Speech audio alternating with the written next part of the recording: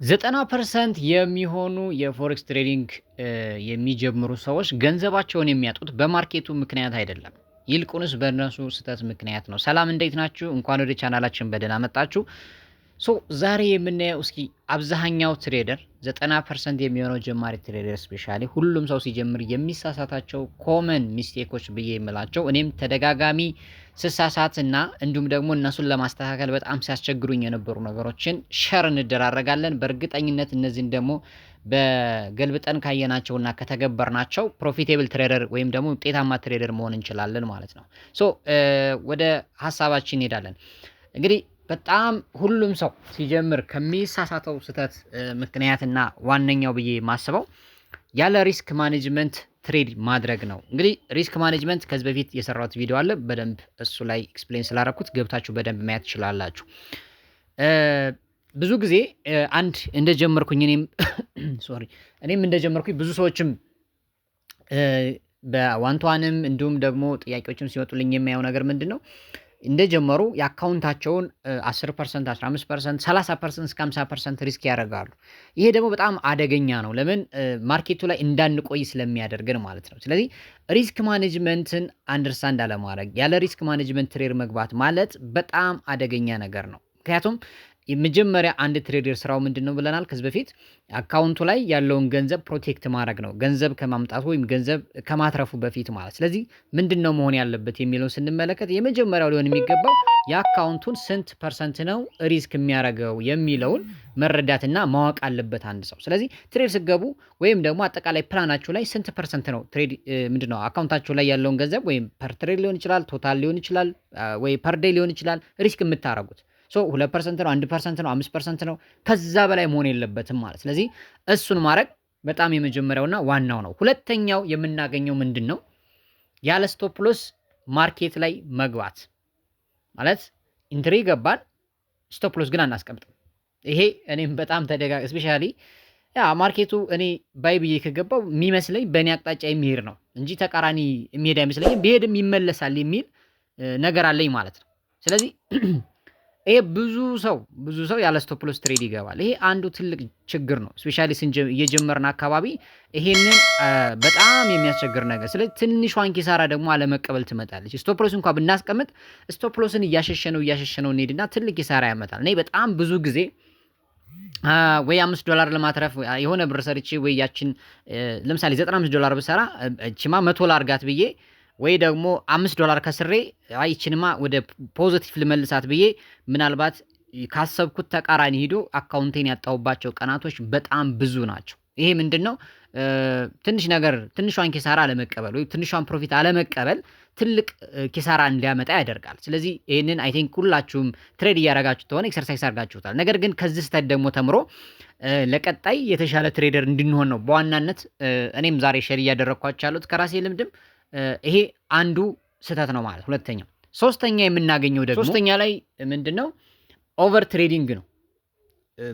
በቀን ብዙ ትሬዶች መክፈት። ብዙ ትሬድ በከፈትን ቁጥር ደግሞ በጣም ብዙ ልጆች ልናመጣ እንችላለን። ምክንያቱም እዚህ ጋር መረዳት ያለብን ምንድነው? ጥራት ያላቸውን ሴታፖች ጠብቆ እነዛን ሴታፖች ትሬድ ማድረግ በጣም የተሻለ። ብዙ ትሬድ ባበዛን ቁጥር አንደኛ ሳይኮሎጂካል ምንድነው የምናደርገው? በጣም እንጨናነቃለን። ስለዚህ ያንም ለማስወገድ አንደኛ የትሬዲንግ በጣም ብዙ ትሬድ አለመክፈት ወይም ደግሞ ብዙ ትሬድ አለማድረግ በጣም ይመከራል። ግን ብዙ ጊዜ የምንሳሳተው ደግሞ ምንድነው? ቶሎ ትሬዶችን መግባት ማርኬት ሲሰጥም ሳይሰጥም አይደል? አንደርስታንድም ጭራሽ ላናደርግ እንችላለን አይደል? የማርኬቱ ላይ ያለውን ነገር። ስለዚህ ዝም ብለን መግባት መውጣት፣ ይሄ በጣም አደገኛ ይሆናል። አንደኛ እንደ ሀቢትም ጥሩ አይደለም ማለት ነው። ትክክለኛ ሴታፕ እንዳንጠብቅ ያደርገናል። ስለዚህ ይሄ አንዱ የምንሰራው ስህተት ነው። ሶስተኛ ይሄም በጣም ሁሉንም ኮንትሮል ሊያደርግ ይችላል። አራተኛ የምናገኘው ነገር አራተኛው ምንድነው? የትሬዲንግ ፕላን አለመኖር ነው። እኔ መጀመሪያ ሲጀምር እውነት ለመናገር ብዙ ወራቶች የትሬዲንግ ፕላን የለኝም። የትሬዲንግ ፕላን አለመኖር ማለት ደግሞ ምን ማለት ነው?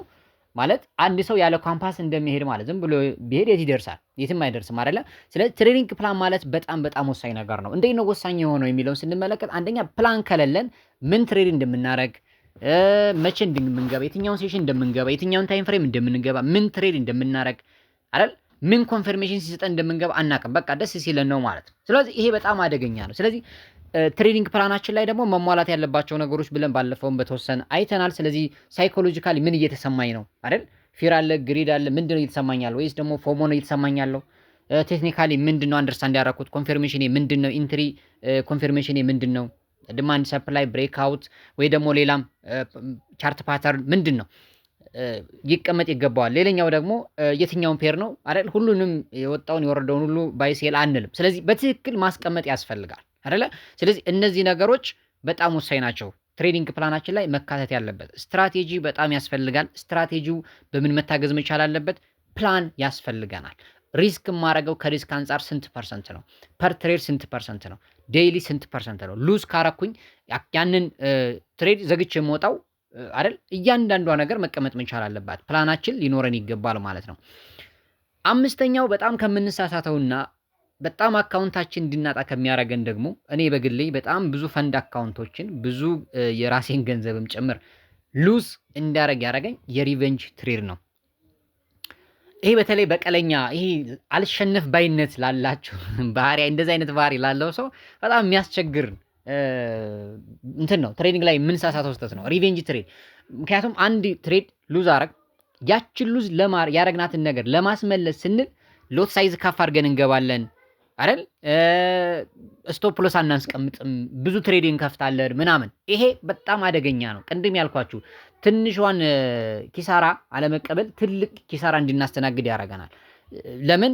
ምክንያቱም ማርኬቱ ላይ እንዴት ነው ለበቀል የምንገባው? እኛ ስታስቡት ማለት እንዴት ይሆናል? ይመጣል። ማርኬቱን ታግለን ማሸነፍ እንችላለን። ስለዚህ ኮንትሮል ማድረግ ያለብን ማርኬቱ ላይ እየተፈጠረ ያለውን ነገር ብቻ አይደለም አይደል? ስሜታችንን ሳይኮሎጂካሊ በጣም ራሳችንን ማስተር ማድረግ ያስፈልጋል። ሪቬንጅ ትሬድ ደግሞ እንዳይመጣብን የመጀመሪያው ምንድነው ማድረግ ያለብን? ትሬዲንግ ፕላናችንን ብቻ ቸክ እያደረግ ፕላናችን የሚያሟሉ ትሬዶችን ብቻ መውሰድ። ግልጽ ነው። ስለዚህ እዛ ላይ ደግሞ ምን ይቀመጣል? በቀን 2 ትሬድ ወይ 3 ትሬድ ነው የምከፍተው ወይም ደግሞ የምወስደው ብለን ካሰብ ከዛ ውጭ አለመሄድ። በቃ በፕላን ብቻ መኖር ያስፈልጋል። ይኸውላችሁ 3 ዓመት 4 ዓመት 5 ዓመት ቼዝ እያደረግን ዝም ብለን እዛ እዚህ እያልን የተለያየ ስትራቴጂ እየቀየር ጋምብል እያደረግን ጊዜያችንን ከምንገል ለ6 ወርና ለ1 ዓመት ለ2 ዓመት ዲሲፕሊን መሆን በጣም ዋጋ አለው። ስለዚህ ይሄን አንደርስታንድ ማድረግ ያስፈልጋል ማለት ነው። ሌላው 6ኛው ብዬ የማስበው ደግሞ ፎሞ ነው ወይም ፊር ኦፍ ሚሲንግ አውት የምንለው። እቺ በጣም ታስቸግራለች። ማርኬት ላይ ዘሎ መግባት። ለምሳሌ የሆነ ካንዲል ሲንቀሳቀስ ስናየው አመለጠኝ እኮ ሳልገባ ብለን ዘለን እንገባለን። ነገር ግን ማርኬቱ ምን ያደርጋል? ይመለሳል። የእኛን ስቶፕ ሎስ ይመጣ ያደርግብናል ማለት ነው። ስለዚህ ያ በሚሆንበት ጊዜ አሁንም ሌላ እንደገና ሪቬንጅ ወደ ማድረግ እንሄዳለን። ስለዚህ ፎሞ በጣም በጣም አስቸጋሪ ነው። ስለዚህ እሱንም ኮንትሮል ማድረግ ምን እየተሰማኝ፣ ምክንያቱም ይህን ሁሉ ጠቅልሎ የሚይዝልን ትሬዲንግ ፕላናችንን ብቻ ከተከተል እነዚህ ነገሮች ብዙ ላይ ያስቸግሩን ይችላሉ ማለት ነው። ስለዚህ ሴታፕን ካሟላ ብቻ እገባለሁ፣ ሴታፕ ከሌለ ትሬድ የለም የሚል እሳቤ ያስፈልገናል እንጂ ማርኬቱ ብቻ ዥው ስላለ ወይም ደግሞ እኛ ያስቀመጥነውን ሴታፕ ተቀምጦ ካለፈን አይደል የመግቢያ ኢንትሪያችን ትክክለኛ ቦታ ላይ ካልሆነ አለመግባት የተሻለ ይሆናል ማለት ነው። ስለዚህ ይሄ በጣም በጣም ወሳኝ ነገር ነው። በቃ ፎሞ ምንድነው? ምክንያቱም ትሬድ ስንገባ እየተሰማን ያለ ስሜት ፎሞ ሊሆን ይችላል፣ ፊር ሊሆን ይችላል፣ ግሪድ ማለት ብዙ ስሜቶች ሊመጡ ይችላሉ። እነዛን ስሜቶች ሳይኮሎጂካሊ ራሳችንን መጠየቅ ያስፈልጋል። አንዱ ፕላናችን ውስጥ መካተት ልክ እንደ ሪስክ ማኔጅመንት፣ ልክ እንደ ቴክኒካል ወይም ፋንዳሜንታል ላይ እንደምናያቸው ነገሮች እሱም ስለሚያስፈልገን ማለት ነው። የመጨረሻውና 7ኛ ብዬ የማስበው በጣም የሚደብረኝ ፓርት ለኔ መጀመሪያ አካባቢ ሲጀምር ጆርናል አለመያዝ አይደል? የትሬዲንግ ጆርናል አለመኖር ደስ አይልም። ይሄ ብዙ ሰው የማያደርገው ነገር ነው። ይሄንን ካደረገ ግን በእርግጠኝነት የመሻሻል እድሉ ከፍ ይላል። እኔም የጠቀመኝ ነገር ቢኖር ጆርናል ሳረግ ነው። ግልጽ ነው። ስለዚህ ከ6 ወር በፊት የሆነ ቀን ላይ የወሰድኩትን ትሬድ አሁን ዞር ብዬ ሳየው እስቃለሁ። ለምን አሁን ቢሆን አላረገውም የሚል ሂሳብ ስላለኝ ማለት ነው። ስለዚህ ትሬድ እያሸንፍንም ወይም ደግሞ ዊን ያረግነውንም ሉዝ ያረግነውንም ትሬድ እያንዳንዷ ትሬድ በየዕለቷ ትሬድ ወስደን ለምሳሌ ዛሬ ከሆነ የወሰድነው ለምሳሌ ፍራይዴይ ነው ብለን እናስብ። ፍራይዴይ ማታ ላይ ትሬዲንግ ከዘጋው በኋላ ቁጭ ብዬ እያንዳንዷ ጆርናል ማድረግ ያስፈልጋል። መዝገብ መያዝ ያስፈልጋል። መመዝገብ ያስፈልጋል። ምናልባት በማኑዋሊ መመዝገብ ያስፈልጋል። ከፈለግን ደግሞ የተለያዩ ሶፍትዌሮች ወይም ፕላትፎርሞች ስላሉ እነዛም ላይ ምን ማድረግ ያስፈልጋል? መዝግቦ መያዝ ያስፈልጋል። ስለዚህ ጠቅለል ስናደርገው እነዚህን 7 ነገሮች በጣም ተደጋጋሚ የምንሳሳታቸው ስህተቶች ናቸው። እነዚህን ደግሞ ባለመሳሳትና እነዚህን ገልብጠን በማድረግ ውጤታማ መሆን እንችላለን ማለት ነው። ለዛሬ የነበረን ቆይታ እዚህ ላይ ያበቃል። አዳዲሶች እንዲሁም ደግሞ ይህ ቪዲዮ ከጠቀማችሁ ላይክ እና ሰብስክራይብ እያደረጋችሁ ቤተሰብ መሆን ትችላላችሁ ማለት ነው። በቀጣይ ቪዲዮ እስከምንገናኝ መልካም ጊዜ ይሁንላችሁ።